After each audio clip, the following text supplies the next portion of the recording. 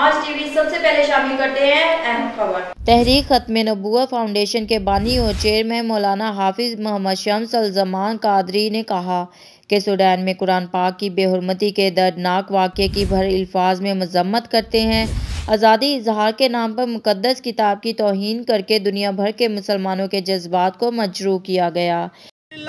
और अमन एहतजाज रिकॉर्ड करा रहे हैं, एजेंसियां भी आ रही हैं और सुन रही हैं कि जनाब पुरअमन एहतजाज हमारा ये है कि पूरी दुनिया के मुसलमान, पूरी दुनिया के मुसलमानों का, सारे दुनिया के मुसलमानों के दिल रंजीदा है। ए दुनिया के सारे मुसलमानों, सारे इकट्ठे हो जाओ, इंशाअल्लाह ताला सारे यहूद व नसारा तुम्हारे कदमों में हो जाए।